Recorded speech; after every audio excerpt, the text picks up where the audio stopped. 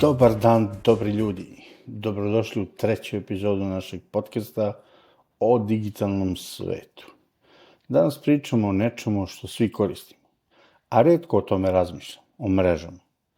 O toj nevidljivoj kičmi koja povezuje telefone, računare, televizore, ali i banke, bolnice, fabrike i ceo naš svakodnevni život.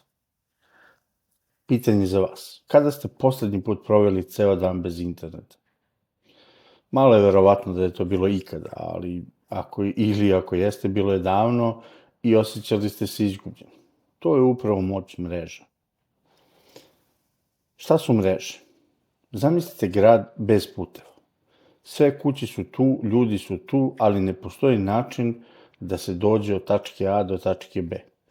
Pa računari bez mreža izgledaju baš tako. Usamljeni, zatvoreni u svoje četiri zida. Mreža je, uprošćeno rečeno, grupa uređaja koje su međusobno povezani i razmenjuju podatke. U vašem stanu je to možda laptop, pametan telefon i televizor na istom Wi-Fi-u, u poslovnom okruženju stotine računara povezanih kablovima i bežičnim vezama. A na najvećem nivou internet, mreža svih mreža.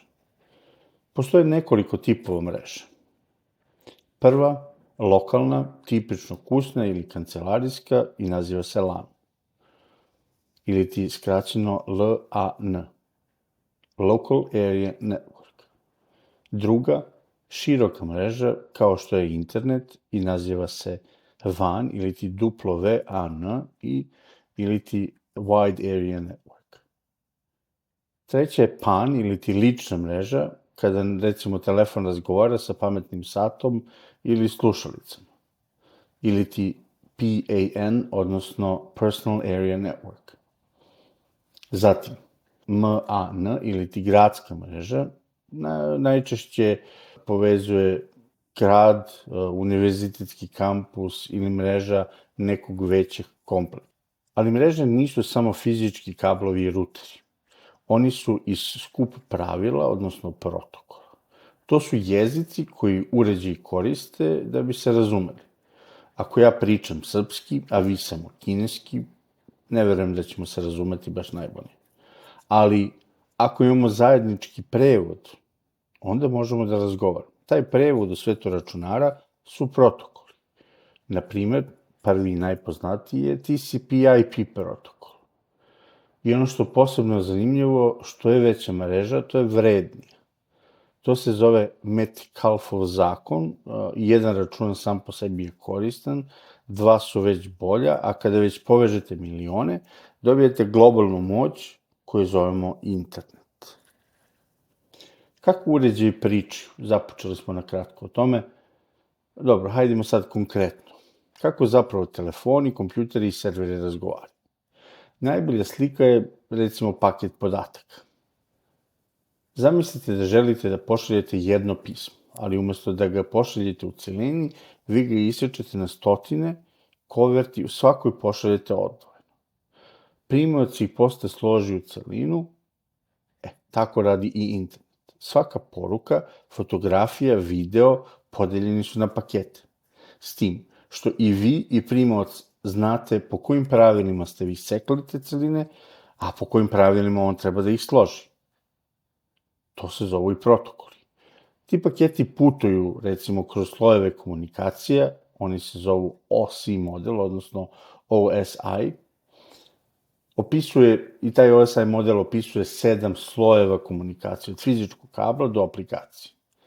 Na dnu je kabel, to su radiotalasi, optika, gore iznad su IP adrese, digitalna kućne adrese uređaja, zatim transport, TCP ili UDP, to su protokoli, i na kraju ono što vidimo, aplikacije, mail, chat, browser, video i tako dalje.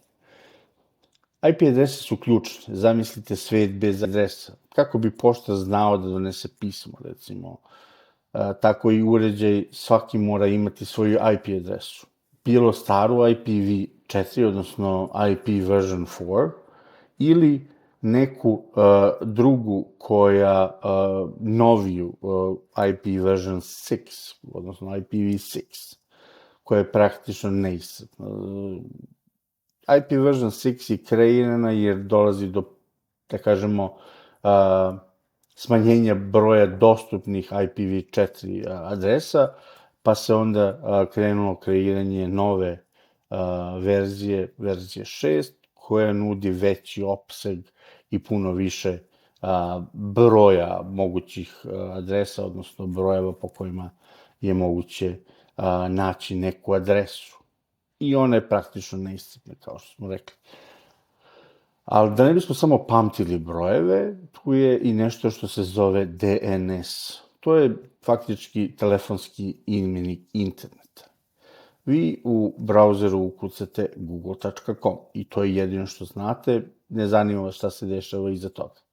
A kada bi smo objasnili, DNS znači prevodi google.com odgovarajuću IP adresu, jer internet ne zna za Google, zna za IP adresu servera na kome se nalazi sadržaj koji Google nudi. A kako podaci putuju? Pa postoje dva glavna načina. TCP kao sigurna pošta. To je princip komunikacije gde se svaki paket proverava. Ako neki nedostaje, traži se od pošiljoca da pošalje ponovo taj isti paket. Idealno za mail i web stranice. Znači da sa sigurnošću možete tvrditi da je ono što je poslato i prispelo na destinaciju. Jer je u procesu bilo više provera koje to verifikuju i kažu da je to isto, odnosno identično onome što je poslato. Zatim imamo protokol koji se zove UDP. To je kao brza pošta. Ne proverava se, već brzina je ono što je primarni, da kažemo, povod za kreiranje ovog protokola.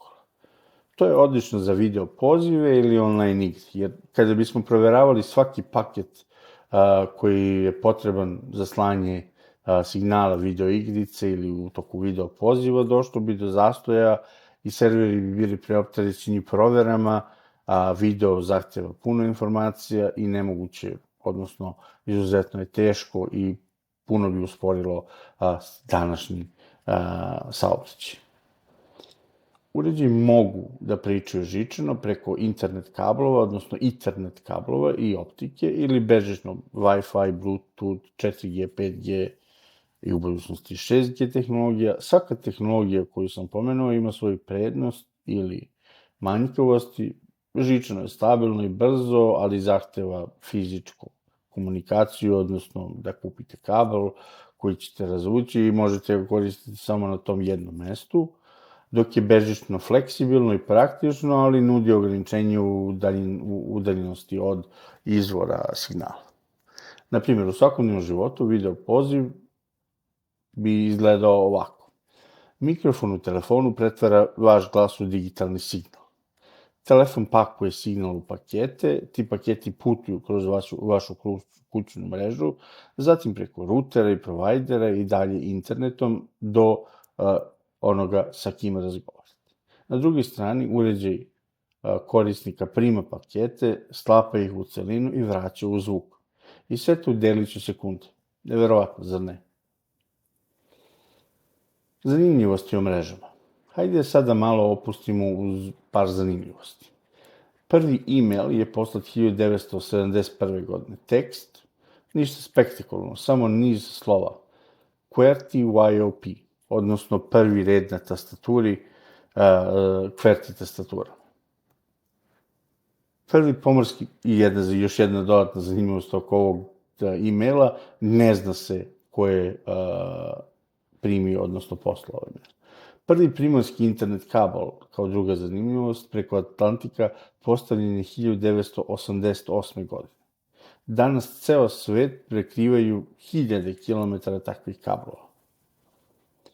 Najbrži internet danas meri se u terabajtima po sekundi. Dovoljno je brzo da ceo Netflix katalog skinete za samo nekoliko sekundi. Znate li da je Wi-Fi zapravo ne znači ništa? Mnogi misle da je skraćenica za wireless fidelity, ali u stvari je to marketinški trik.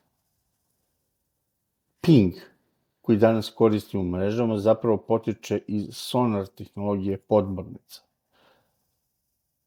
Internet of Things spaja glupe uređaje, frižidere, sijalice, brave u veliku digitalnu mrežu.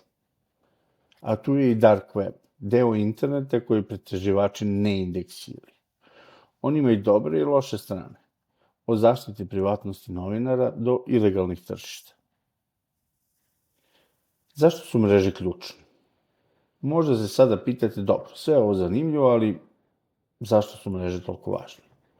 Odgovor je zato što su postale osnova modernog sveta.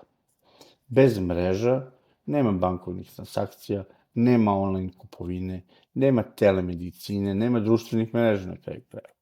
U ekonomiji berza zavisi od mreža. U obrazovanju univerziteti širom sveta razmenjuju podatke korišćenjem mreža. U zdravstvu lekari dijagnostikuju pacijente na daljinu, telemedicina. Zamislite bolnicu bez mreže. Kako bi lekari pregledali rezultate analize koji se inače i digitalno šalju u laboratoriju? Zamislite banku bez mreže. Kako bi funkcionisao platni sistem? Mreže nisu samo komfor. One su postale kritična infrastruktura. I zato danas postoje i ratovi u cyber prostoru. Ko kontroliše mrežu? Kontroliše informacije. A ko kontroliše informacije, kontroliše moć. Ako bismo ukinuli sve mreže, svet bi u jednom danu vratio se na nekoliko decenija unazad. Bez maila, bez interneta, bez globalne povezanosti. Neko bi rekao super.